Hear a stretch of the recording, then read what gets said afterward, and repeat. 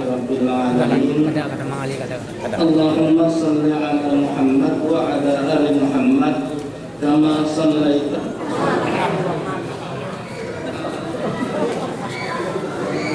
Ya, pemirsa terbisa kan? Terbisa? Hah? Anu?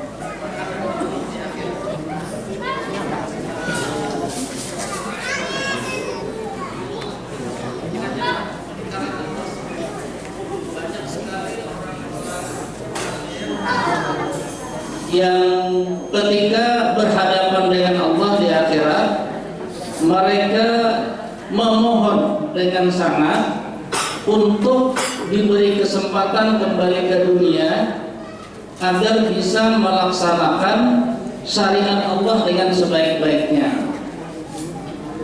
Karena itu Allah juga membayangkan kepada kita, andai kata orang-orang kafir itu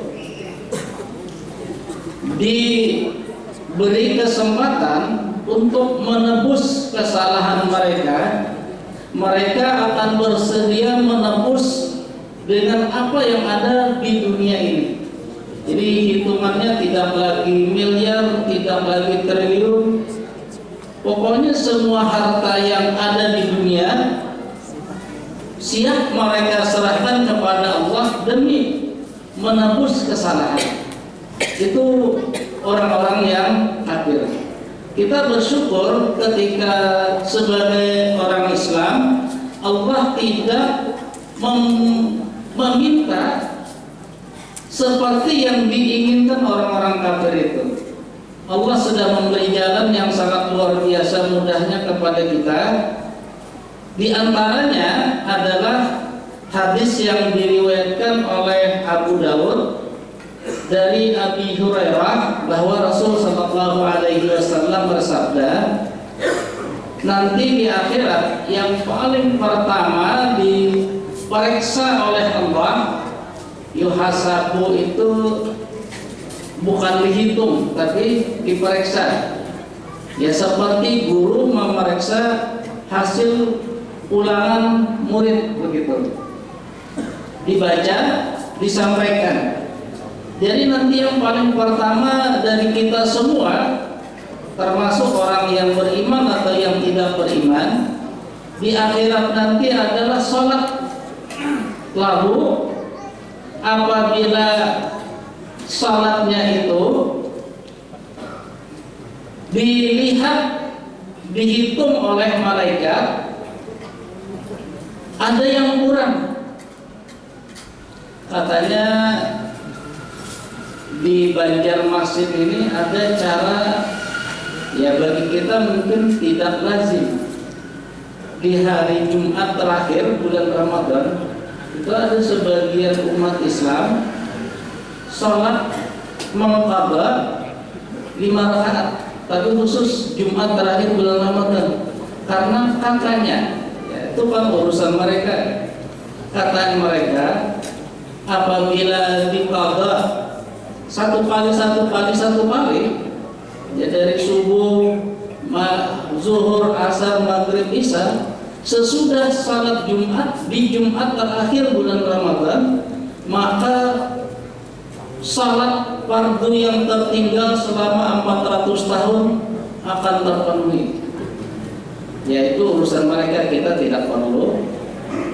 Kalau kita ingin, itu kan tujuan mereka itu karena khawatir kalau salat fardu yang harus dikerjakan entah karena apa tertinggal atau lupa mengerjakan. Lagi enak-enak tidur, bangun, sesudah bangun sibuk, lupa tadi belum salat ini. Nah begitu. Jadi kalau mereka ingin menambal salat-salat fardu yang demikian dengan cara mereka, kita diajari oleh Rasul Sallallahu Alaihi Wasallam. Jadi dalam hadis dari Abu Daud itu, ketika salat masing-masing diperiksa, lalu ada yang kurang, maka Allah berfirman kepada malaikat yang memeriksa. Kayaknya nanti ya satu orang satu malaikat gitu. Karena malaikat itu jumlahnya sangat luar biasa. Allah berfirman kepada malaikat yang memeriksa, lihatlah apakah dia ada salat tatawwu. Jadi bahasa hadis di sini yang disebut Allah menurut bahasa Rasul, wahai malaikat, lihatlah pada orang ini adakah catatan dia mengerjakan salat tatawwu. Itu bahasa aslinya, tatawwu. Kalau ada, maka Allah berfirman, ambil salat tatawunya untuk menambal salat fardu yang tertinggal. Kalau sudah selesai salat fardunya ternyata bisa ditambah dengan salat tatawu, dia selamat. Nah itu yang sebetulnya orang-orang kafir sampai minta merengek-rengek kepada Allah, ya Allah kembalikan kami ke dunia. Kita tidak ada yang merengek-rengek seperti itu. Cukup dengan mengerjakan salat tatawu, maka salat fardu yang tertinggal, yang mungkin lupa atau macam-macam, akan disempurnakan oleh Allah dengan tatawu. Ini bahasa hadis. Tatawu itu apa? Tatawu itu kalau diindonesiakan artinya adalah salat yang menunjukkan ketaatan manusia. Kenapa disebut ketaatan? Karena tidak disuruh. Tidak seperti salat fardu subuh, zuhur, asar, maghrib dan isya. Jadi disebut dengan tatawu karena orang tidak ada yang diharuskan mengerjakan, sehingga yang mau mengerjakan dia disebut melakukan ketaatan. Karena itu ada bahasa lain dari para ulama untuk tatawu ini dengan mengambil dari bahasa Al-Quran, lalu disebut nafilah. Ketika Al-Quran menyebut nafilatallak wa minal laili fatahajjad bihi nafilatallak. Jadi dari bahasa nafilah ini para ulama ada yang memakai untuk sholat yang disebut Nabi tadi tatawu. Nafilah itu artinya tambahan. Jadi kalau tatawu itu artinya ketaatan, arti ketaatan itu hendaknya orang mengerjakan betul-betul ada dasarnya. Karena kalau tidak ada dasar hukumnya, lalu dia mengerjakan, itu namanya bukan ketaatan. Kalau taatnya kepada Allah dan Rasulnya, berarti harus ada dasar hukumnya dari Allah dan Rasulnya. Dari Allah itu Al-Quran, dari Rasul hadis-hadis beliau. Kalau ada, baru namanya disebut tatawu, ketaatan. Kalau nafilah itu sebenarnya artinya agak umum, tambahan. Tetapi karena ini salat, maka tambahan salat yang dikerjakan itu juga harus ada tuntunan yang jelas. Ini bahasa para ulama. Karena bahasanya seperti itu, ada yang tatawu, ada yang nafilah, Maka para ulama sendiri berbeda di dalam menjabarkan yang tatawu atau yang nafilah itu seperti apa, dan hampir tidak sama. Umpamanya Abu Hanifah, dulu buat catatan. Menurut Abu Hanifah, tatawu itu ada yang disebut masnunah, ada sunnahnya, ada yang mandubah.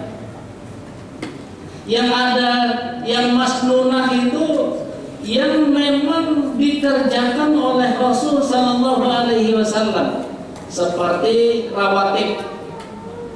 Ada qabliyah subuh, ada qabliyah zuhur, ada ba'diyah zuhur, ada ba'diyah maghrib, ada ba'diyah isya. Nah itu karena hadisnya jelas dari Nabi, menurut Abu Hanifah itu namanya tatawu yang masnunah, yang ada sunnahnya. Lalu ada lagi tatawu yang namanya mandubah. Yang mandubah itu dicontohkan oleh Abu Hanifah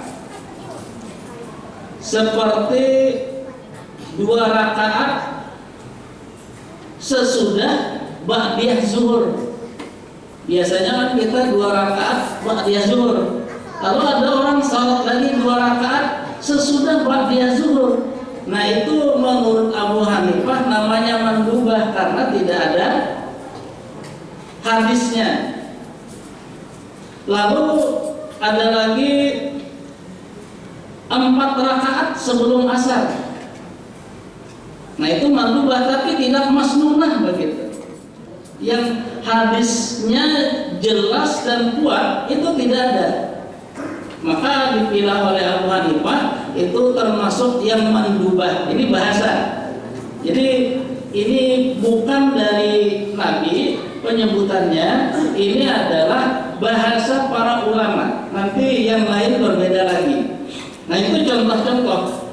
Jadi Abu Hanifah mengatakan tatawu itu ada yang masnunah, yang ada dasar hadisnya yang kuat, ada yang mandubah yang dasar hadisnya tidak terlalu kuat. Ya seperti tadi 4 rakaat sebelum asar, 4 rakaat sebelum isya.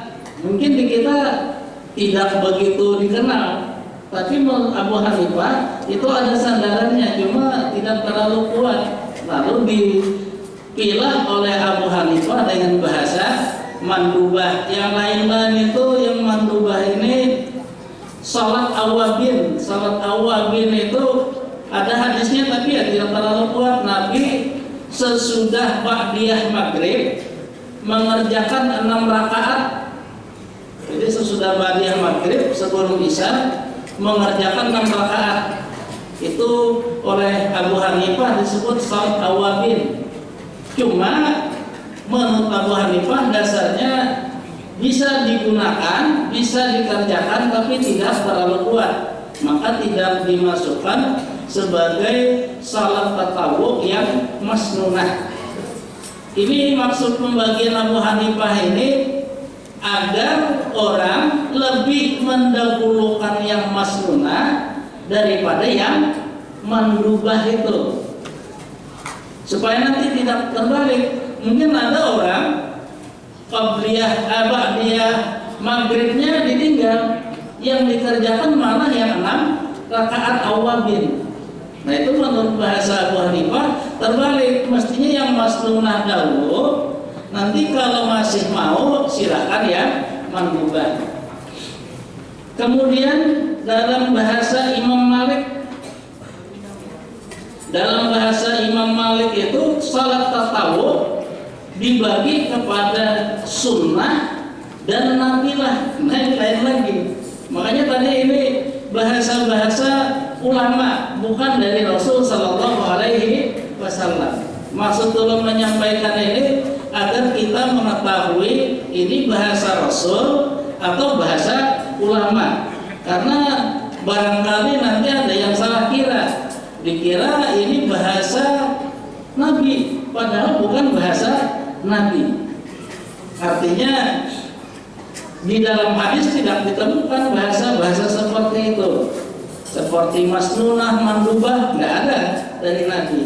Itu adalah istilah yang dipakai Abu Hanifah. Lalu kalau Imam Malik memakai bahasa sunnah dan nafilah. Nah, lalu ada lagi selain nafilah itu fadhail. Ini bahasa Imam Malik. Jadi beliau menyebut tatawu itu ada yang sunnah, ada yang nafilah, ada yang fadhail. Contoh yang sunnah itu sama sebetulnya dengan bahasanya Imam Abu Hanifah yang hadisnya jelas dan kuat, seperti salat witir itu tidak pernah dipertentangkan. Salat Idul Fitri, salat Idul Adha, karena hadisnya jelas dan kuat. Imam Malik menyebut ini namanya tatawu yang sunnah, yang dikerjakan betul oleh Rasul Shallallahu Alaihi Wasallam. Nah, nanti selain itu ada yang namanya fadhail. Fadhail ini umpamanya 2 rakaat sesudah wudu atau tahiyatul masjid. Kenapa dibagi seperti ini oleh Imam Malik? Imam Malik juga ingin mengajarkan agar mendahulukan yang sunnah dari yang fadhail. Dahulukanlah salat witir agar orang mengetahui ini yang lebih utama. Artinya barangkali ada orang witirnya nggak pernah dikerjakan, tapi bagian wudunya rutin. Nah, kalau menurut Imam Malik itu terbalik. Mestinya yang dirutinkan itu witir, karena sunnahnya sangat jelas dan sangat kuat, lebih kuat daripada ba'diyah wudu, lebih kuat daripada tahiyatul masjid. Nah, begitu. Kenapa jadi lebih kuat? Barangkali Imam Malik karena melihat kebiasaan Nabi. Nabi itu kan kalau mau memimpin sholat berjamaah, habis azan orang melakukan qabliyah semua, agak lama baru beliau keluar dari rumah. Keluar dari rumah langsung menuju tempat beliau jadi imam. Sehingga nggak kelihatan qabliyahnya di mana begitu. Tahiyatul masjidnya di mana. Kemudian ada lagi pendapat para ulama yang namanya tahiyatul masjid itu secara murni salat khusus itu tidak ada. Yang ada orang masuk ke masjid mengerjakan salat apapun, masuk langsung salat. Mau salat fardu, mau qabliyah atau apa saja, salatnya itu otomatis jadi tahiyatul masjid. Nah, karena itu lalu Imam Malik menyebut kalau orang masuk masjid qabliyah belum, karena belum azan, apa yang dikerjakan? Nah, itu namanya kata Imam Malik tahiyatul masjid yang khusus. Karena itu khusus, maka ketika Nabi tidak ada menyebut secara langsung apabila masuk masjid salatlah khusus 2 rakaat untuk tahiyatul masjid, karena itu tidak ada, maka kata Imam Malik berarti ini hanya fadhail. Yang khusus itu tadi ya, fadhail. Jadi orang datang ke masjid, umpamanya mau salat isya, dia datang ke masjid, waktu isya masih kurang 5 menit, lalu dia 2 rakaat, itu murni tahiyatul masjid. Nah, tahiyatul masjid yang murni ini yang disebut Imam Malik sebagai salat fadhail, tatawu yang masuk kelompok fadhail, tapi dia tidak masuk yang sunnah. Karena beda dengan salat witir. Witir itu Nabi menyebut khusus.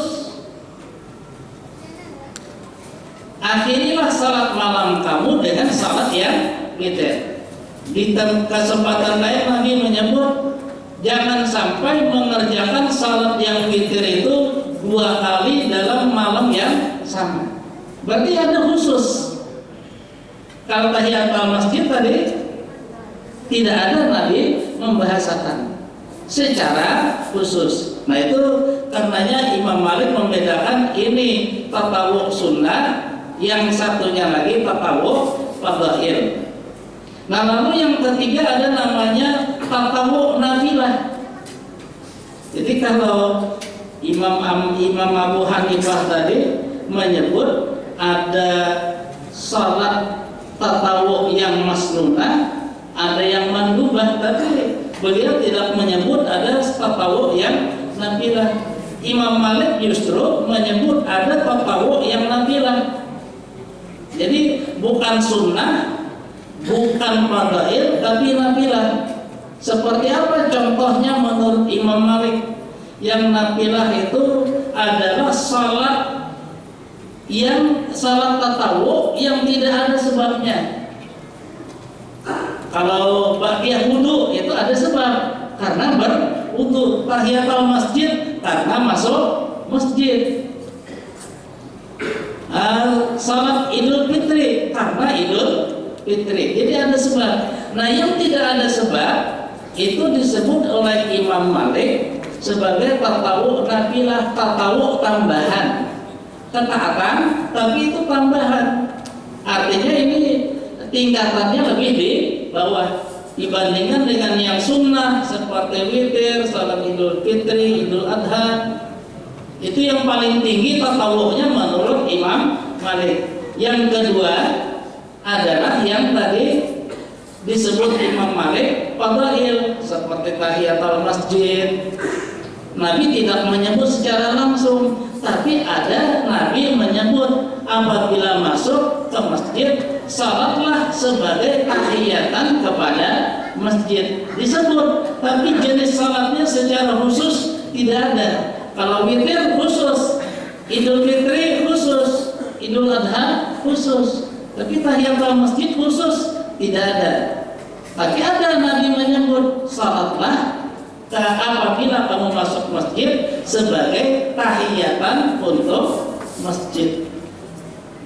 Lalu yang ketiga ini, yang nafilah, tatawuk nafilah ini ya tidak ada sebab apa-apa. Umpamanya contohnya, kalau ini menurut bahasa Imam Malik, mungkin di kita pun tidak populer. Orang kalau mau keluar rumah atau mau melakukan perjalanan, itu kata Imam Malik ada tatawuk 2 rakaat. Cuma ini sebabnya apa? Tidak ada sebabnya dari Nabi. Jadi orang hanya keluar rumah, Nabi tidak ada mengajarkan disebabkan keluar rumah atau disebabkan melakukan perjalanan salatlah 2 rakaat. Dikira ini kita biasanya lalu disebut salat sunat safar. Tapi itu menurut bahasa Imam Malik itu safar, perjalanan itu bukan sebab. Karena kalau safar itu jadi sebab, berarti semua orang yang safar tentunya akan mengerjakan 2 rakaat. Sama dengan kembali dari perjalanan. Dia kalau keluar rumah mau bekerja atau dia melakukan perjalanan jauh, dia kata Imam Malik bagus sholat 2 rakaat sebelum itu. Nanti sesudah pulang dari keluar rumah ke pasar bekerja atau melakukan perjalanan jauh, sampai di rumah sholat lagi 2 rakaat. Yang di kita populernya ini orang Natul Haji. Dan Natul Haji sholat 2 rakaat. Datang haji sholat lagi 2 rakaat. Tapi kalau menurut Imam Malik, setiap kali keluar rumah, setiap kali melakukan perjalanan itu ada namanya sholat 2 rakaat. Cuma karena itu bukan sebab keluar rumah, bukan sebab masuk rumah, bukan sebab keluar untuk melakukan perjalanan, bukan karena sebab kembali dari perjalanan, maka ini sebetulnya hanya nafilah tambahan. Jadi tatawuk tapi hanya tambahan. Boleh kata Imam Malik. Ini pendapat Imam Malik. Jadi hanya pendapat dari Imam Malik. Sandarannya memang tidak disebutkan oleh Imam Malik. Lalu Beda lagi dengan Imam Asy-Syafi'i. Imam Asy-Syafi'i ini menyebutnya bukan tatawwu tapi nafilah. Jadi di kalangan mazhab Syafi'i tidak ada penyebutan tatawwu. Yang ada adalah nafilah. Nafilah itu tadi artinya tambahan. Maka menurut Imam Asy-Syafi'i nafilah ini beliau bagi ada nafilah yang bisa dikerjakan berjamaah karena ada tuntunan seperti tarawih, salat istisqa, salat Idul Fitri dan Idul Adha, ada tuntunan. Ini namanya salat nafilah yang dikerjakan berjamaah, ada tuntunan. Dan kalau tidak ada tuntunan Nabi mengerjakan berjamaah, maka disebut oleh Imam Syafi'i ini adalah salat nafilah yang tidak disunnahkan dikerjakan berjamaah. Umpamanya ini yang sudah umum itu salat sunat rawatib, qabliyah dan ba'diyah. Jadi yang seperti itu karena tidak dikerjakan berjamaah, maka menurut Imam Asy-Syafi'i ya tidak ada dikerjakan berjamaah. Nah begitu. Termasuk nanti salat hajat dan sebagainya. Karena tidak ada contoh dari Nabi berjamaah, itu ya tidak dikerjakan berjamaah. Itu Syafi'inya. Nah kalau murid-murid Syafi'i memang banyak yang berbeda pendapat dengan Imam Asy-Syafi'i. Contoh yang cukup tegas itu, kalau menurut Imam Asy-Syafi'i sendiri, ulun ini baca Quran, lalu pahalanya ulun hadiahkan untuk orang tua. Kalau menurut Imam Asy-Syafi'i tidak bisa itu. Tapi kalau menurut Imam Ahmad bisa. Nah pendapat Imam Ahmad ini yang diambil oleh murid-murid Syafi'i yang di bawah. Itu contohnya. Nah karena itu antara pendapat Imam Asy-Syafi'i dengan murid-murid beliau banyak yang berbeda. Lalu karena itu tadi kalau Imam Asy-Syafi'i sendiri mengatakan seperti salat hajat dan sebagainya karena tidak ada tuntunan dari Nabi berjamaah, maka beliau pun Imam Asy-Syafi'i mengatakan itu tidak dikerjakan secara berjamaah. Ini untuk sekedar menambah pengetahuan kita. Kemudian ini cara mengerjakan, ada yang berjamaah, ada yang tidak. Tapi kalau pembagiannya itu sendiri, ada nafilah yang disebut Imam Asy-Syafi'i nafilah muakkad. Jadi Imam Asy-Syafi'i tidak ada menyebut salat sunat muakkad, itu tidak ada. Imam Asy-Syafi'i menyebut nafilah muakkad. Nafilah itu tadi tambahan. Kalau bahasa salat sunat muakkad itu artinya salat sunat, salat tatawwu yang selalu dikerjakan Nabi dan itu jelas sekali tuntunannya seperti qabliyah subuh. Nah itu yang bisa disebut salat sunat muakkad. Jadi karena tadi Imam Asy-Syafi'i sudah mengatakan itu adalah salat nafilah yang ada sunnahnya, maka beliau tidak lagi menyebut salat sunat. Ini pembahasan. Jadi yang muakkad, nafilah yang muakkad itu ya yang biasa kita kerjakan qabliyah subuh, qabliyah zuhur, ba'diyah zuhur, ba'diyah maghrib dan ba'diyah isya. Itu dikelompokkan oleh Imam Asy-Syafi'i sebagai nafilah yang muakkad, termasuk salat witir, kemudian qiyamul lail itu masuk. Lalu ada nanti nafilah yang tidak muakkad. Yang nafilah tidak muakkad itu 2 rakaat sebelum zuhur dan 2 rakaat sesudah zuhur. Tapi ini 2 rakaatnya selain qabliyah zuhur. Jadi orang ini qabliyah zuhur selesai, ini waktunya masih cukup untuk salat, dia berdiri lagi. Nah kata Imam Asy-Syafi'i tidak apa-apa, cuma itu tidak termasuk yang muakkad. Sama dengan orang ba'diyah zuhur 2 rakaat, lalu dia sesudah itu salat lagi 2 rakaat, yaitu namanya tidak muakkad. Lalu selain yang tidak muakkad ini, ada lagi yang disebut Imam Asy-Syafi'i salat mutlak. Nah, jadi istilah salat mutlak itu sebetulnya hanya ada dalam pendapat Imam Asy-Syafi'i. Abu Hanifah, Imam Malik tidak ada menyebut istilah salat sunat mutlak. Apa itu salat sunat mutlak menurut Imam Asy-Syafi'i? Yang disebut salat sunat mutlak menurut Imam Asy-Syafi'i itu adalah salat nafilah. Jadi Imam Asy-Syafi'i sekali lagi tidak memakai istilah tatawwu. Yang dipakai oleh Imam Asy-Syafi'i istilah nafilah. Salat sunat nafilah yang tidak ditentukan waktunya. Jadi kalau kayak witir itu ada ditentukan waktunya. Qiyamul lail ditentukan waktunya. Qabliyah subuh ditentukan waktunya. Salat duha ditentukan waktunya. Salat Idul Fitri, Idul Adha ada tertentu waktunya. Nah, kalau orang mengerjakan di luar itu, umpamanya habis salat Isya, dia salat Qiyamul Ramadan 11 rakaat, lalu nanti menjelang mau makan sahur salat lagi.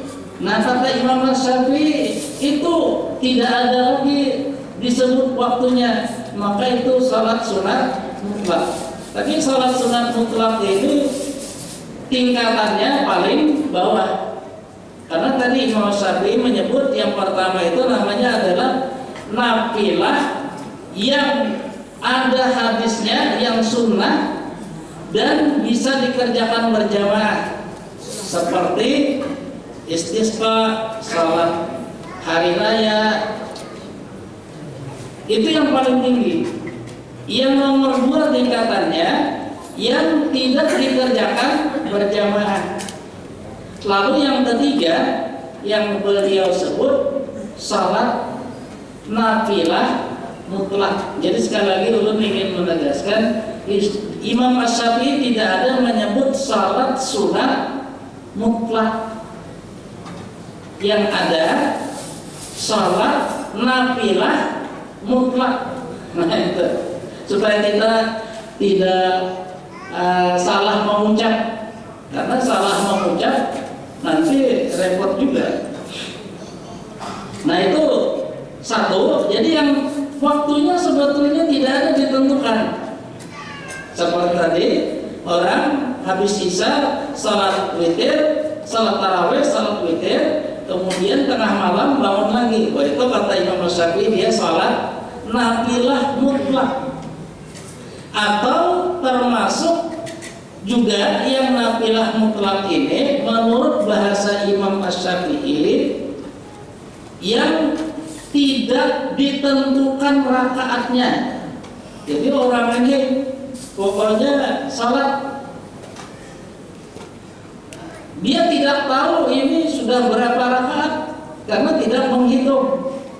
Maka bahasa Imam Asy-Syafi'i dia salat nafilah mutlak.